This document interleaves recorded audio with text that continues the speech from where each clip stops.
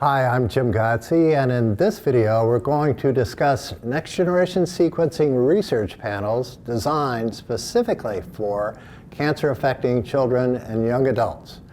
We'll also talk about a new initiative called the International Childhood Oncology Network, or ICON. I'm delighted to be joined by Dr. Tim Triche, Professor of Pathology and Pediatrics at Children's Hospital Los Angeles. Tim, thanks for joining us today. As usual, it's a pleasure to be here. Thank you. With all of the progress that's been made in cancer research using NGS, why have we not seen the same advancements with childhood cancer? Again, there are many opinions. At least my opinion would be that when you consider that 99% of all cancer is in adults and only 1% in children, not surprisingly, the vast majority of the work is going to be in adult cancer.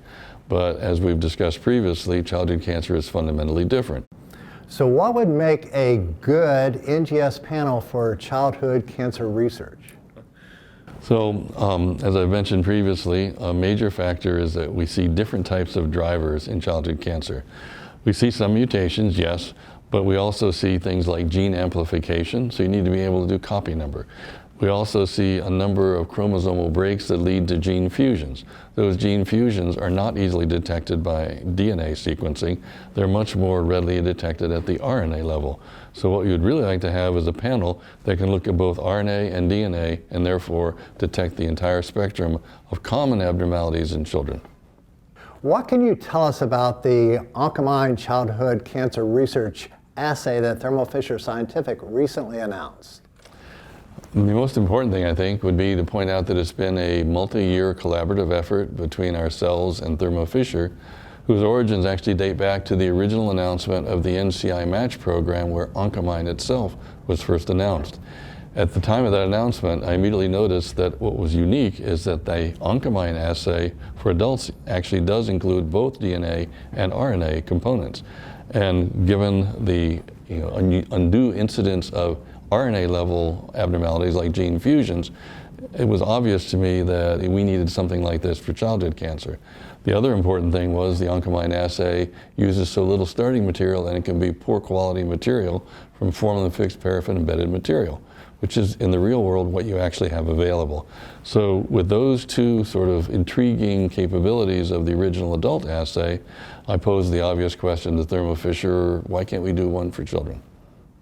What are some of the next steps and future opportunities for collaboration that a panel like this might enable? Although pediatric oncologists and pathologists are by their nature a cooperative, collaborative group, the reality is that when you do different assays in different institutions in different ways with different content, it makes it very difficult to compare. And one of the tremendous opportunities of having a standardized panel like this that incorporates the important features that we see in childhood cancer is that for the first time, no matter where you run the assay, you'll get the same results and you can compare it anywhere in the world, theoretically. So standardization and availability from a commercial provider like Thermo Fisher, I believe, are extremely important and useful so that we'll all be sharing the same information when we do share it. One of the beauties of having common content on an assay, as we will have obviously, is that for the first time we can compare across any institution, any patient population, and make the exact same observations. Because intrinsic to the assay are the features that we think are important in childhood cancer, all incorporated into one assay. And the beauty of that is that for the first time you have something called common data elements.